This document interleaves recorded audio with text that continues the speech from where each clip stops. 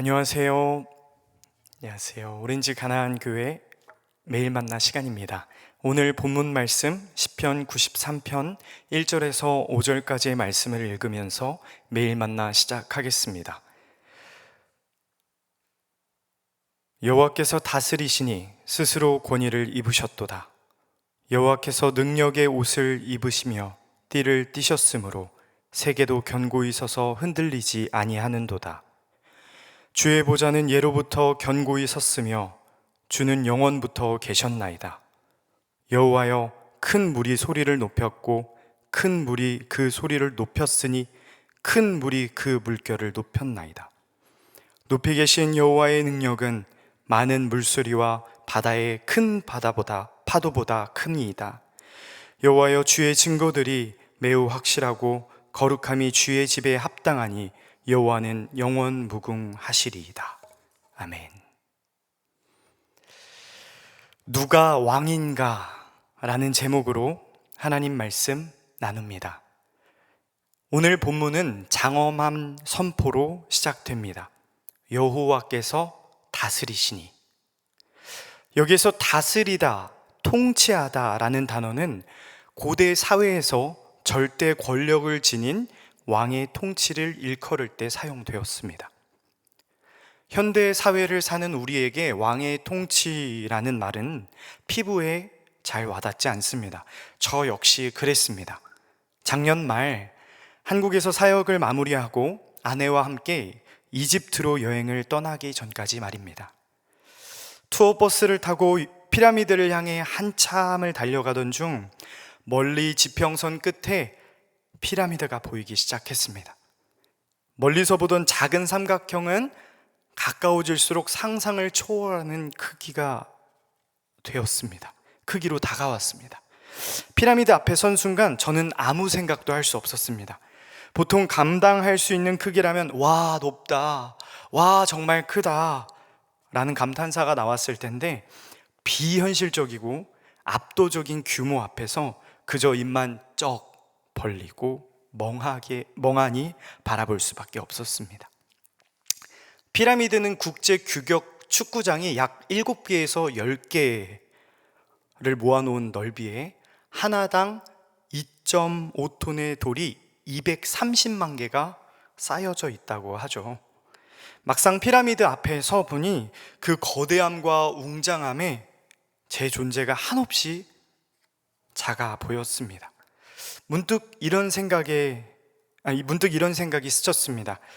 지금 관광객으로 여유롭게 이 건축물을 감탄하고 있지만, 만약 내가 그 시대에 살았다면 피라미드 노역을 거부할 수 있었을까?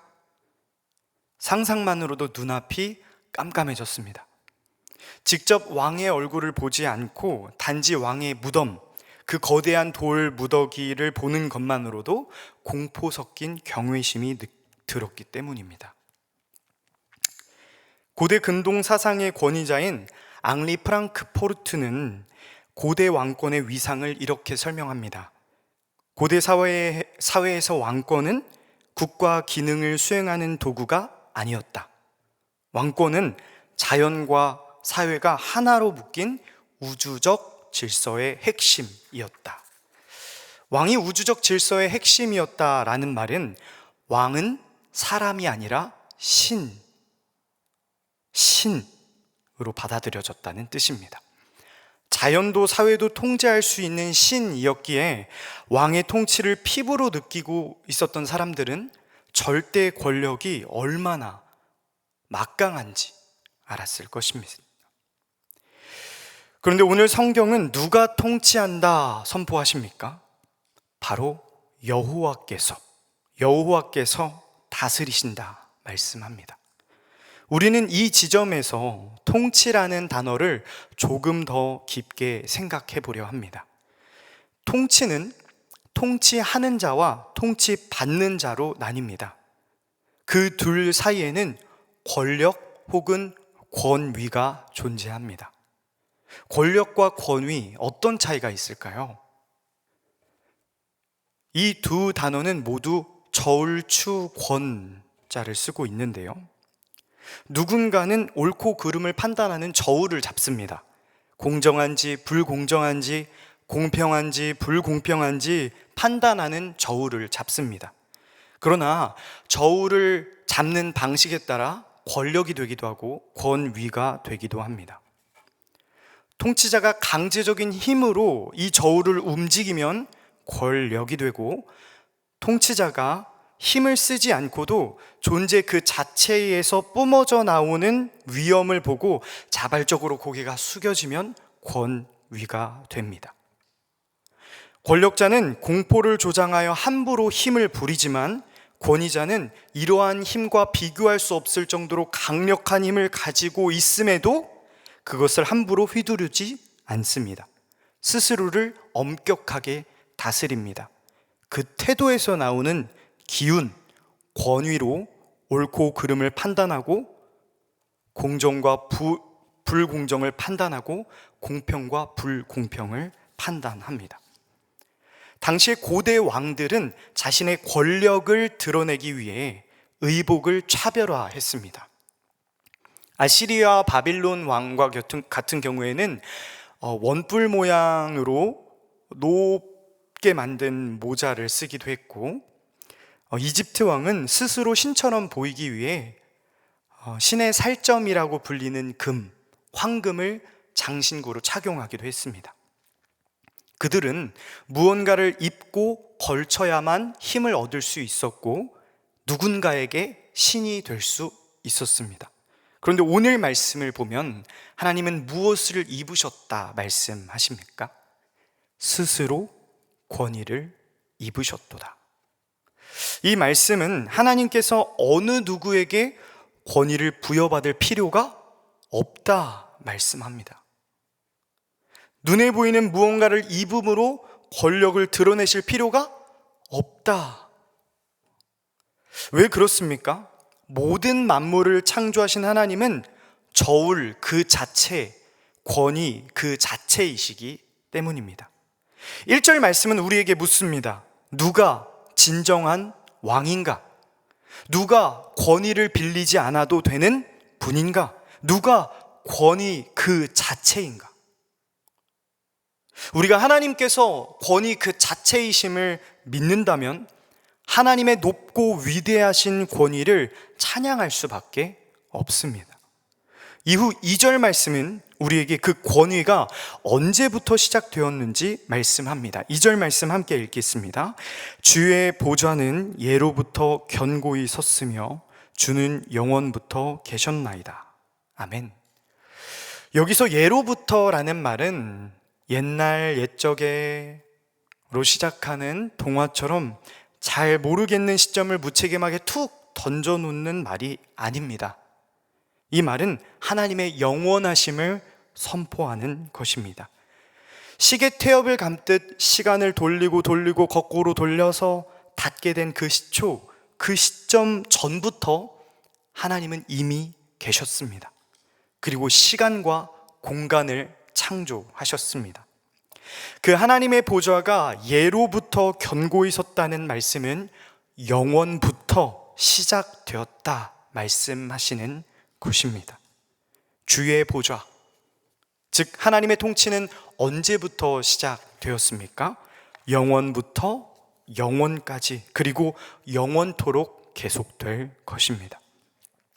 그런데 오늘 본문은 만왕의 왕이신 여호와께서 이 세상을, 온 민족을, 온 만물을 다스리심에도 불구하고 그 통치를 거부하고 대적하는 세력이 있음을 숨기지 않습니다. 우리 3절 말씀 함께 읽겠습니다.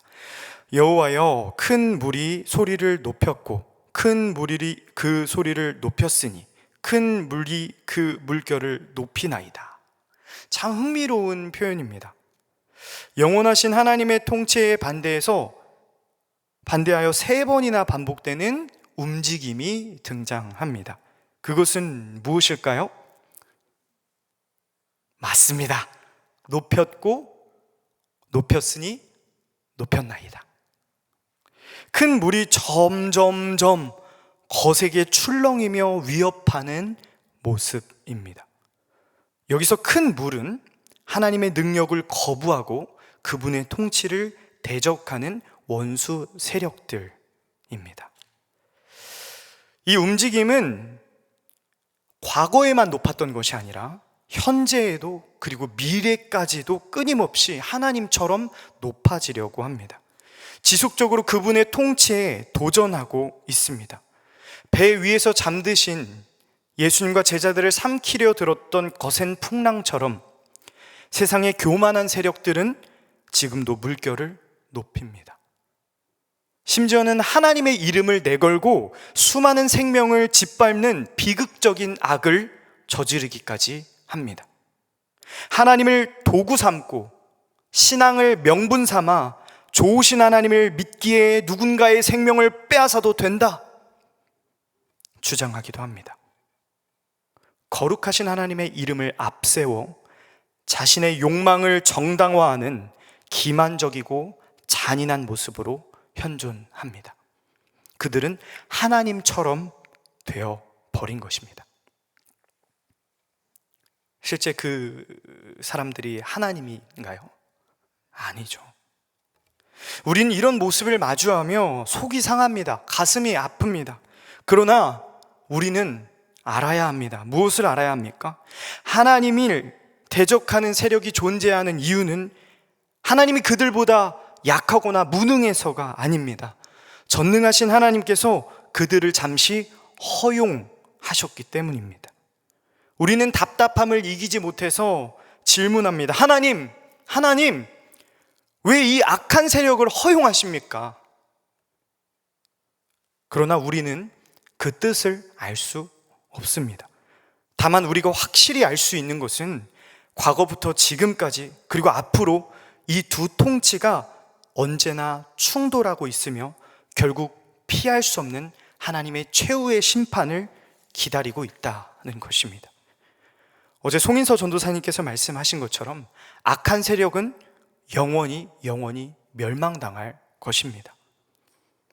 이러한 하나님의 말씀을 알면서도 오늘날 우리는 큰 물의 기세에 꼼짝하지 못합니다. 그리고 하나님처럼 보이는 무언가를 높이며 살아갑니다. 작년에 개봉한 영화 어쩔 수가 없다 보셨는지요? 이병헌 씨가 연기한 영화 주인공 유만수는 25년 동안 제지 공장에서 성실히 일하며 가정을 지켜온 사람입니다. 그런데 그는 갑작스러운 해고 통보를 받습니다. 그리고 그는 재취업을 하기 위해 경쟁자를 없애기 위해 살인이라는 끔찍한 행위를 저지릅니다. 그때 그는 이렇게 말합니다. 나는 죽이러 가는 게 아니야. 내 자리를 찾으러 가는 거지. 생존이라는 명목하에 한 인간이 괴물이 되어가는 것, 괴물로 변해가는 모습을 그린 블랙 코미디였습니다. 이 영화는 현대인이 무엇을 숭배하고 있는지 적나라하게 보여주고 있었습니다. 생존을 위해 어쩔 수가 없다, 어쩔 수가 없었다 변명하지만 이미 많은 것을 가졌음에도 더 많은 돈과 더 높은 자리, 명예와 인정을 얻기 위해 끊임없이 자신과 타인을 착취하는 모습. 생존이라는 큰 물의 기세에 눌려 어쩔 수 없었다 라는 말 안에는 나는 더 많이 소유하고 더 가져서 하나님처럼 되어야겠다는 마음이 숨겨져 있었습니다. 사랑하는 여러분, 우리의 삶은 어떻습니까? 하나님을 높이고 계십니까? 아니면 큰 물의 기세에 눌려 하나님 아닌 다른 무언가를 높이고 있습니까? 오늘 말씀은 아무리 큰 물이 자신을 높인다고 해도 높이 계신 여호와는 그보다 더 크시다, 더 높으시다 단언합니다. 4절 말씀 함께 읽겠습니다. 높이 계신 여호와의 능력은 많은 물소리와 바다의 큰 파도보다 크니이다. 아멘. 당시 바다는 공포와 혼돈의 상징이었고 많은 물소리는 모든 것을 삼키는 두려움 자체였습니다. 위아래로 퍼붓는 그 거대한 물 앞에서 인간은 한없이 작아질 수밖에 없습니다. 그러나 오늘 말씀은 하나님이 더 크시다, 하나님이 더 높으시다 선포합니다. 이것은 수직적인 높이를 의미하는 것이 아닙니다. 이것은 하나님을 거부하는 힘, 하나님처럼 되고자 하는 교만한 세력이 닿을 수 없는 초월적인 영역을 의미합니다. 그리고 온 세상을 다스리는 하나님의 능력은 이 세상의 그 무엇과도, 그 어떠한 힘보다도 비교할 수 없다 말하고 있는 것입니다.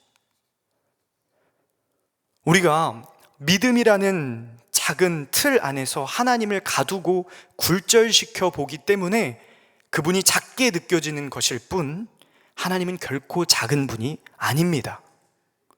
우리를 압도하고 삼킬 듯 다가오는 파도도 하나님의 눈으로 보면 찻잔 속에 찰랑거리는 물, 티스푼 위의 물방울보다 더 작습니다. 그러나 여전히 흔들리는 사람들은 질문합니다. 하나님이 살아계시다는 거, 하나님이 더 강하시다는 거, 하나님이 더 높으시다는 그 증거가 어디 있습니까? 증거를 한번 대보십시오. 이들에게 오늘 본문 말씀 5절은 확실하게 말씀합니다.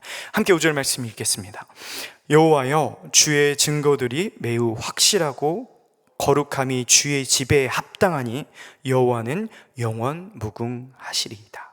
아멘. 확실한 증거는 바로 주의 집에 있습니다. 주의 집. 주의 집은 하나님의 임재를 상징하는 성전이자 그분이 창조하신 온 세계입니다. 하늘을 한번 바라볼까요? 별과 해와 달을 한번 바라볼까요? 그 창조하신, 그 피조된 하나님의 작품들은 끊임없이 외치고 있습니다. 내가 하나님으로부터 만들어졌다. 온 세상 만물을, 이 세상을 창조하신 분이 하나님이시다 증언합니다. 하나님이 크고 높으시다는 증거, 하나님이 살아계시다는 증거는 바로 하나님 자신이십니다. 온 세상을 창조하신 분, 모든 것을 시작하신 영원한 하나님이 스스로를 보증하시는데 이보다 더 확실한 증거가 어디에 있겠습니까? 우리는 다양한 이유로 하나님을 믿습니다. 필요를 채우기 위해, 결핍을 해소하기 위해, 문제를 해결하기 위해 하나님을 믿습니다. 마치 물을 떠다 놓고 비는 것처럼 믿습니다. 그러나 이것은 하나님을 믿는 것이 아니라 하나님을 믿어주는 것입니다. 더 심하게 말하면 하나님을 도구 삼고 이용하는 것입니다. 하나님이라는 우상을 만들어 우상 숭배하는 것입니다. 낙하산을 맨 사람이 높은 하늘에서 뛰어내릴 수 있는 이유는 등에 있는 것이 우산이 아니라, 비닐봉지가 아니라 낙하산임을 믿기 때문입니다. 낙하산이 낙하산임을 믿을 때 허공으로 몸을 던질 수 있는 것처럼 참된 믿음은 하나님이 하나님 되심을 믿는 것입니다. 우리의 기도를 들어주시기 때문에 내가 믿어주는 게 아니라, 필요를 채워주시기 때문에 내가 하나님을 믿어주는 것이 아니라, 나의 마음을 만져주시기 때문에 믿는 것이 아니라, 뭐뭐 때문에 조건이 붙는 것이 아니라, 참된 믿음은 하나님이 하나님이시라는 것, 하나님이 하나님 되신다는 것, 그것이 참된 믿음인 것입니다. 이 믿음, 이 맑고 깨끗한 믿음이 마음의 중심에, 내면의 중심에, 영혼의 중심에 세워져야만 우리는 비로소 하나님이 주인 되신 삶에서, 하나님이 만드신 복된 질서 속에서 아름답고 건강하게 인생을 꽃피울 수 있습니다. 하나님 그 자체로 믿게 되는, 그 믿음으로 살아가게 되는 우리가 되길 소망합니다. 말씀을 맺겠습니다. 이 시는 왕이 최고 권력자이고 자연이 신으로 숭배받던 시대에 쓰여져 있습니다. 지금 우리 삶에서 하나님처럼 높아지려 하는 큰 물은 무엇입니까? 돈입니까? 아니면 성과를 내야 한다는 강박입니까? 아니면 이제 모든 중요한 결정을 맡기는 데이터입니까? 아니면 타인의 인정을 갈구하는 남에게 보여지는 나의 모습입니까? 무엇이 여러분을 압도하는 큰 물입니까? 오늘 말씀은 우리에게 질문합니다. 당신은 누구의 통치를 받고 있는가? 당신은 무엇의 권위를 부여하고 있는가? 높으신 하나님인가? 높아 보이는 큰 물인가? 누가 왕인가? 여러분이 고백하는 왕이 하나님이시라면 그 하나님이 하나님 되시는 것, 그것에 나의 삶을 가장 우선순위로 믿는다면 하나님은 가장 아름답고 합당한 뜻으로 여러분을 인도하실 것입니다. 오늘 말씀은 선포합니다. 여호와께서 통치하신다. 설령 큰 물에 잠겨 숨이 쉬어지지 않는 것 같은 두려움과 공포 속에서도 여호와께서 통치하신다. 하나님이 우리의 삶을 통치하십니다. 그 왕이신 하나님이 하나님 되시고 나의 하나님 되어주신다는 사실을 늘 기억하십시오. 온 세상을 통치하시는 왕을 아버지로 둔 자녀답게 어깨를 펴고 세상을 향해 큰 물을 향해 나아갑시다. 당장 변하지 않고 바뀌지 않는 것처럼 보이는 답답한 상황 속에서 하나님은 우리를 통치하신다. 그 사실을 기억하며 담대하게 하나님과 동행합시다. 원하기는 큰 물에 휩쓸려 길을 잃은 이들에게 하나님이 하나님 되심을 전하며 그 사랑의 손을 건네는 저와 여러분 되기를 소망합니다. 기도하겠습니다. 모든 만물을 창조하시고 지금도 세상을 친히 다스리시는 하나님 아버지, 오늘 이 아침 우리의 삶의 근원을 파고드는 누가 진정한 왕인가? 라는 준엄한 질문 앞에 서게 하심에 감사합니다. 왕 되신 하나님이 여전히 모든 만물을 다스리고 계심을 기억하게 하여 주시옵소서. 우리를 삼킬 듯 다가오는 저 거센 큰 물 한 복판에서 하나님이 하나님 되심을 믿음으로 선포하게 하시고 오직 하나님만이 우리의 인생의 주인 되심을 삶으로 고백하며 나아갈 수 있는 힘과 용기와 사랑 주시옵소서. 영원부터 영원까지 우리의 유일한 왕 되시는 예수 그리스도의 이름으로 기도합니다. 아멘.